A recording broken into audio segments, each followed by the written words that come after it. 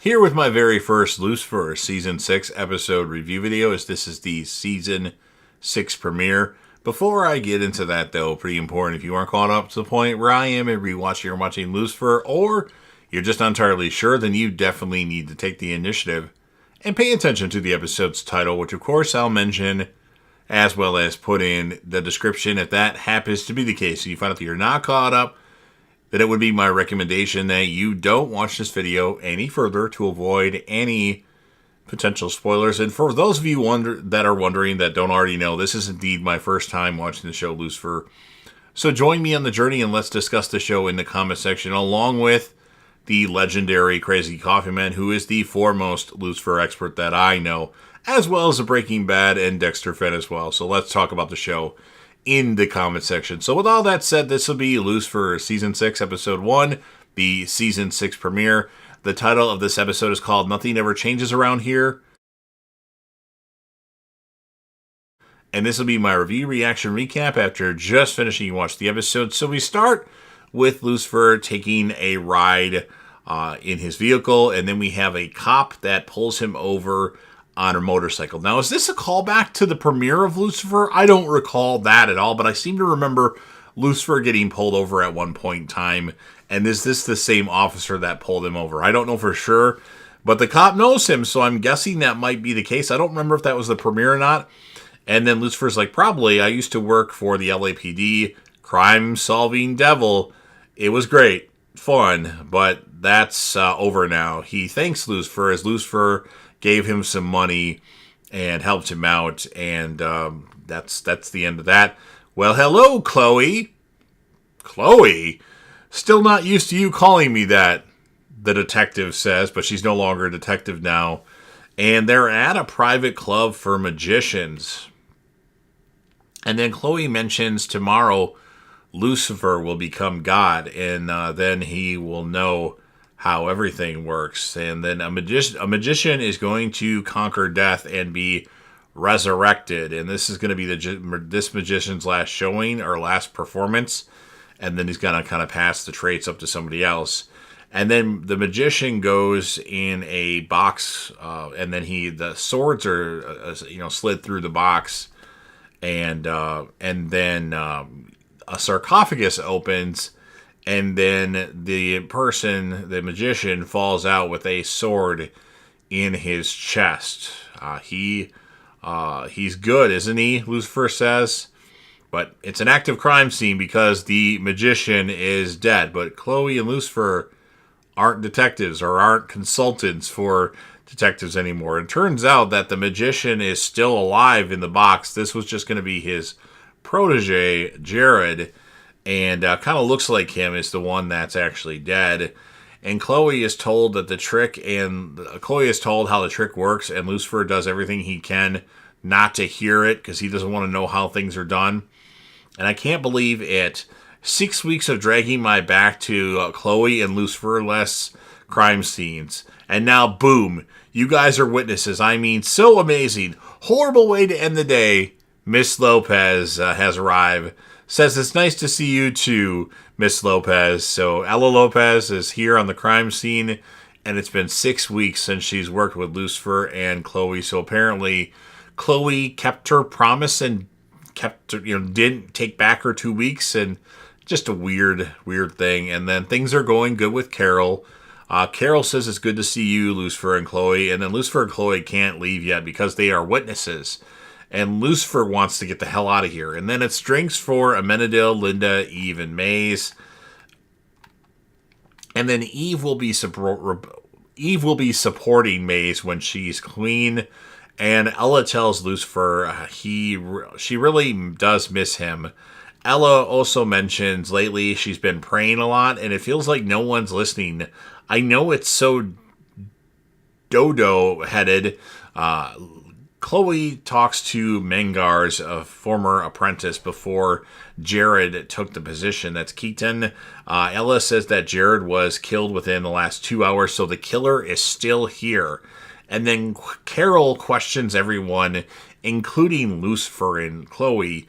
And Lucifer actually tells the truth about himself. Like, I'm the devil. And it's like, going over Carol's head. And then Lucifer tells Carol that he bribed a police officer before coming to this establishment.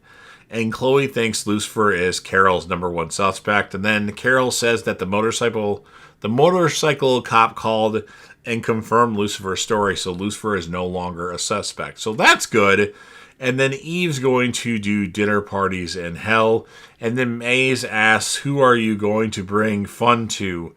And then Eve and Maze are arguing, so Amenadiel breaks it up by arguing, or breaks up the argument by saying he's joining the police force. And then Chloe tells Lucifer that we have to solve this, otherwise an innocent woman might go to jail. So the assistant is being questioned by Carol.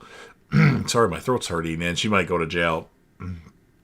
I've recorded like 6 videos right now in a row, so it's getting harder for me to talk.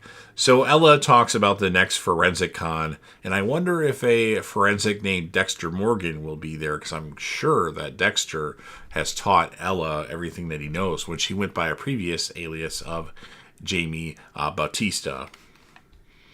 And then Lucifer asks Ella about feeling God's presence, and she says we are all God's loved ones. The only thing God cares about is us. And then Keaton desires to be Mangar. The truth is he's not cut out for the stage. He's more cut out for, social media. And then Chloe tells Keaton that he's under arrest, and Carol wants to talk to Mrs. Decker for a second. Eve tells Maze it really bothers her that Maze doesn't want her to spend time with her family. And Maze doesn't want to talk about it because she doesn't want to go. Maze says she likes it here, and Eve doesn't want to go to hell either.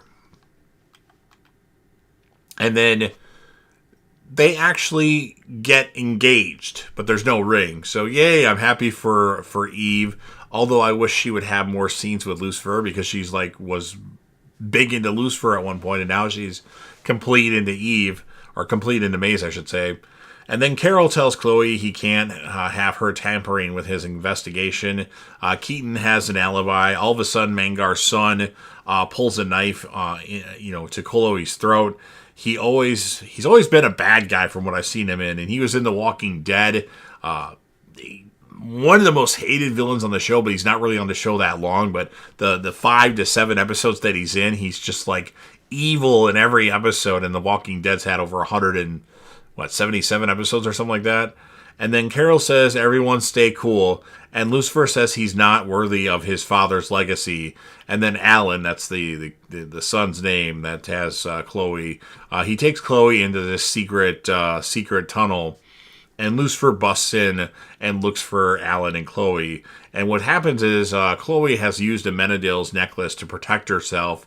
And once the detective, always the detective, Lucifer says.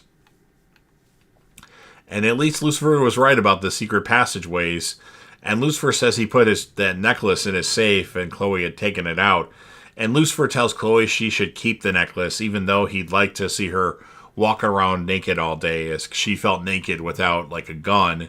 So this was her protection. And then Lucifer says, I love you, Chloe Decker. I'd do anything for you. And Lucifer's scared what happens when he becomes God. And then we go from almost broken up until engaged in a single dinner. Linda says after Amenadiel asks her about what happened during dinner. And then Amenadiel's learned that no problem is too small. Every act matters. And Lucifer goes to see Dan in hell. Dan is playing ping pong to entertain himself with another person with a background that looks like the precinct. And then Lucifer tells Dan he's just come to check in on him. And Dan's been in hell about 1,000 years, but that's cool. You can live in some place for 1,000 years and, still be alive essentially, but not alive. And then Lucifer actually has changed Dan's hell, so he doesn't relive his death over and over again. So it's like a vacation for Dan. He's not treating him like normal people that get treated when they go to hell. And then Dan says every time Lucifer comes down here, it gives him hope. And to Dan, that's actually torture. And then it appears that a woman is sitting in the throne in hell to end the episode. So interesting stuff here. It's a bottle episodes. Characters are in one place for the most part. Now, I understand that this episode was filmed during the COVID restrictions, so that kind of takes away from the episode. It sucks that that's the case, but I feel like from what happened at the end of season 5 to the events that start season 6, like there's a big chunk missing that you're like, wait a minute. So I'm going to give the episode a 7.4. I found myself kind of like disinterested in it, but yet still paying attention. Chloe and Lucifer are the characters of the episode.